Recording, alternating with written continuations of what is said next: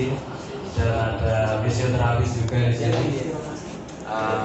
Kita mungkin di sini akan berbagi pengalaman. Jadi perkenalan dulu. Nama saya Zainul Aziz, lahir di Blitar, tapi tinggalnya di Ternate. Ya, S1 di Malang, Universitas Negeri Malang, S2 di Universitas Erlangga, S3-nya barusan lulus bersama Pak Arif di Universitas Negeri Semarang. Status mengajar dan tinggal ya memang sudah lama di Ternate. Namun ini ngoceh ya, jadi admin di MJ. Jadi ini secara mungkin bapak-bapak yang atau ibu yang sudah berpraktisi, yang sudah kecimpung di massage, apapun itu namanya, mungkin shiatsu, mungkin spa, apapun itu pasti berkaitan dengan fisik, berkaitan dengan otot, ya gitu. Nah, yang ingin saya tanyakan dulu, ya di sini dari praktisi yang sudah ada perawat atau fisioterapis tadi satu ya mas ya. Yang lain semester 5 Pak. Oh semester 5. Perawat. Oh perawat, oke. Ada yang sekolah di perawat ya. Terus yang lain basic lain yang sudah menangani di selain spa tidak ada ya. Ya. Mas tolong ditampilkan videonya dulu. Jadi kita sambil melihat video tadi ini apa yang Bapak Ibu bayangkan ya itu sebagai seorang measure ya ini karena gini Bapak Ibu nanti akan menjadi seorang measure ya akan menjadi seorang massage. Oke, ya. Ini kasus-kasus yang terjadi di admin ya. Jadi saya seorang admin yang mau dimassage di Pak Arif, kami harus menerapkan verifikasi mana yang bisa ditangani, mana yang tidak. Nah, sekarang Bapak Ibu yang mengikuti pelatihan ini, peran anatomi menurut Bapak Ibu, karena ini ada yang sudah S2, ada yang sudah berkuliah. Nah, menurut Bapak Ibu itu kira-kira posisinya di mana? Sebelum saya lanjutkan. Ya. Ya. Untuk di bawah apa di atas? Ya. Bawah. Malah oke, ya itu kan posisi di bawah apa di atas? Tadi Bapak mau di atasnya Mas ya.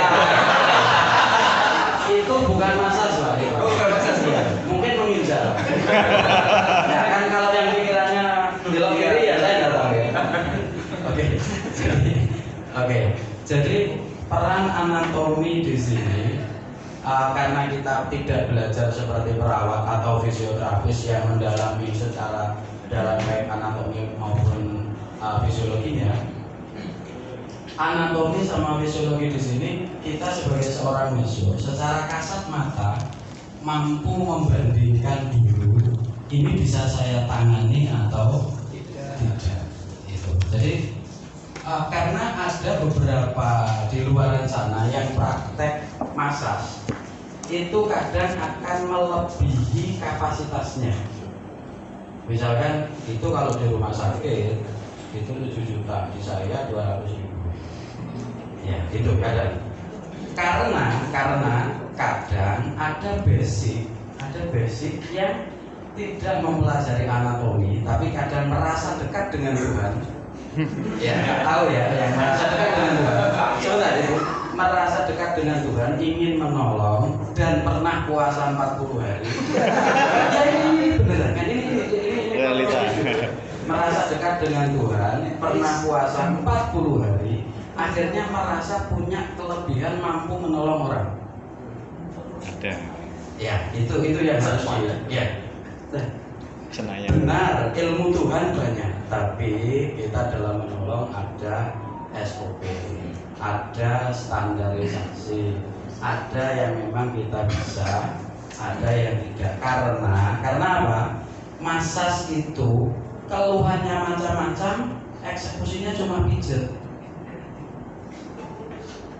Nah, ini yang harus kita pahami bersama dulu. Karena lanjut Mas di slide. Ya. Oke, nah motivasinya apa dulu? Karena apa? Bapak sudah belajar sertifikat kayak apapun yang sudah dipegang. Karena kan gini, saya nyentuh Bapak nyeri, saya nyentuh takut. Akhirnya gimana rasanya saya tidak nyentuh tapi orang itu sembuh, gitu kan? Iya. Gitu kan harusnya. Padahal rumus orang sakit itu ada proses penyembuhan. Ya, ini yang harus kita pahami. Karena apa? Jangan sampai mengikuti pelatihan massage, ilmu dari sana dari sini tidak saling support. Akhirnya kalau di massage nyeri sembuh, gimana caranya saya bertapa nggak massage tapi sembuh kan gitu? Karena dengan sertifikat yang banyak, dengan itu, dan kalau Bapak tidak berani menyentuh orang, berarti sebetulnya sudah sadar diri bahwa kemampuannya kurang. Oke, sampai di sini. Nah ini jadi apa motivasinya? Gitu. Jadi pertama harus bisa nyentuh dulu. Ya, oke lanjut. Persiapan yang menjadi dasar menekuni massage. Kita persiapkan. Apa persiapannya? Tahu tekniknya, tapi tidak memiliki secara psikologis untuk menyentuh, juga tidak bisa. Nah ini pertanyaan.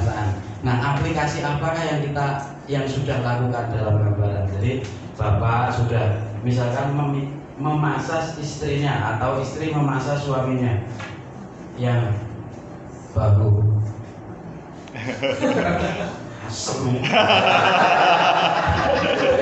Nah itu berarti sentuhan yang disentuh menjengkelkan, bisa jadi rupanya asem kan gitu ya.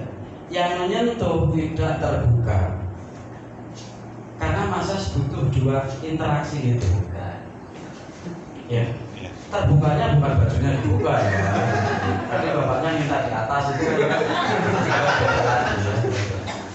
Oke, lanjut Mas. Ini untuk introduction. Nah, anatomi itu yang perawat, yang fisio atau yang jurusan olahraga mungkin sudah terbiasa mempelajari struktur tubuh manusia, susunan tulangnya, membentuk tubuh manusia dan gerakan. Nah, yang kita pelajari untuk massage, kalau mengacu dari gambar, dari video tadi, seharusnya seorang masseur itu yang ditangani apa kira-kira?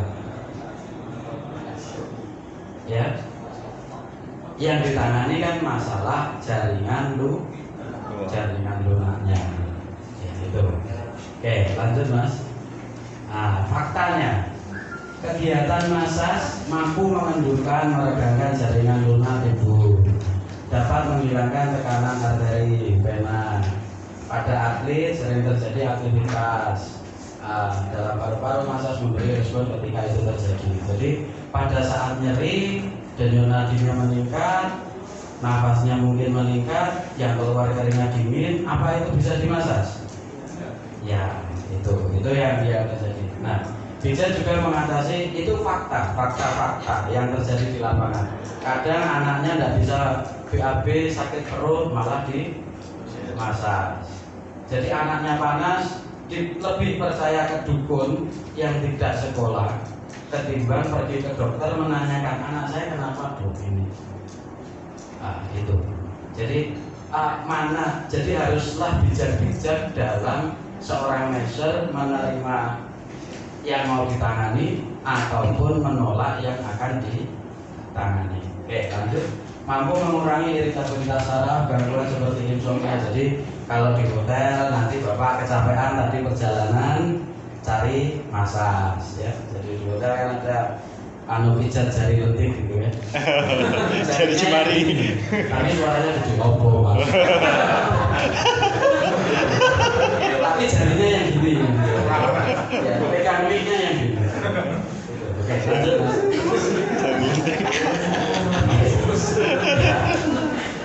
Jadi untuk seorang yang menangani atlet itu massage terhadap otot peranannya. Jadi peranannya terhadap sirkulasi. Peranannya. Jadi jangan kok memasang suaminya terus kelihatan aduh dia sakit.